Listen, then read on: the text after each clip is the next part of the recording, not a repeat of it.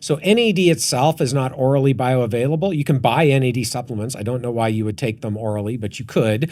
But it does not get taken up as NAD and cannot get into our cells as the NAD molecule itself. Right. You can go, and there are clinics that offer intravenous NAD.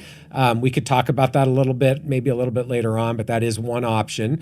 And then there are the oral NAD precursors. This is where NMN, NR, nicotinamide, nicotinic acid, which is niacin, all come in that you can take orally. And we'll come back to this. The question of whether those are directly orally bioavailable or not, I think is an interesting area. Yep. But you can take all of those things, and they probably will, to some extent, boost NAD in our bodies. Does that sound right to you? That sounds right. Yeah. And the intravenous NAD directly versus the precursors, like our cells are not used to having just a bunch of NAD floating around. It's pretty tightly controlled. So the precursors are the forms that they use to transport, our cells use to transport around the body. So they may be closer to what your body, your cells are expecting to get through the And that's actually a good point, because as we get a little bit deeper into the different NAD precursors, it's worth mentioning what you just said again, which is that our bodies kind of buffer NAD. Like, we don't want too much NAD.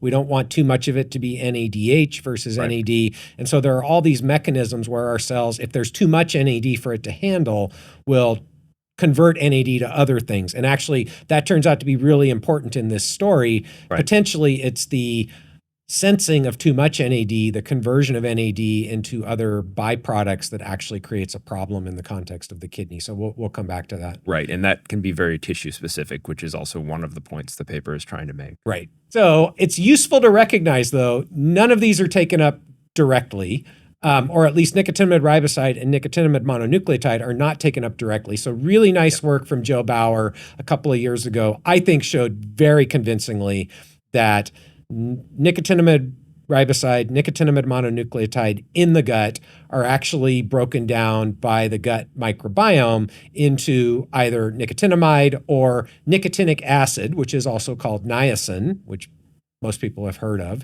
Yep. And it actually gets taken up in as either nicotinamide or as niacin. And so, great paper. Certainly would encourage people to check it out. The title is NAD Precursors Cycle Between Host Tissues and the Gut Microbiome. So again, I'd be interested if you have any different thoughts on this, but this seemed pretty convincing to me that at least most of the NAD precursors end up in the same place as niacin or nicotinamide before it actually gets taken up by our bodies. Yeah, I think this is a well done paper, and it was convincing to me as well that the microbiome plays a big role, and you're getting some of this processed before your tissues really even see it. Yeah. So, I mean, I think this is interesting because the people selling these things, as far as I've seen, haven't ever really addressed this paper. Right. They just kind of ignore it and hope that the people paying $120 won't notice it.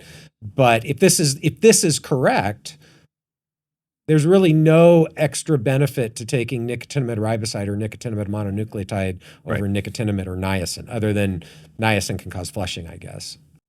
So NAD, what is NAD? NAD is the central catalyst of life. There's 4 NAD coenzymes, and basically they're like the wiring inside of cells. They carry high energy electrons. So high energy electrons are harvested off of our food. They're put onto NAD, forming NADH, and then NADH donates those electrons in order for us to make ATP. I mean, that's how fundamental this is. And then similarly, electrons get captured onto something called NADPH, and NADPH electrons are used to generate lipids, to generate nucleotides, to generate more cells, to repair things, to detoxify free radical species, right? And so I wasn't trying to do longevity research. I was basically minding my own business, trying to figure out how an enzyme worked. And an enzyme called glutamine-dependent NAD synthetase. And I was working on that, and then I realized that there were some unsolved problems in NAD, right? That's how my group discovered the NR pathway, nicotinamide riboside being an unanticipated precursor of NAD. It's actually the biggest piece of NAD that can get into a cell. Interestingly enough, when you restore NAD status in a human being, you get these anti-inflammatory effects. So I think that's pretty exciting because, arguably inflammaging and the kind of persistent chronic inflammation is a major component of a lot of diseases of decline, including neuroinflammation Right. and neurodegenerative processes. Right.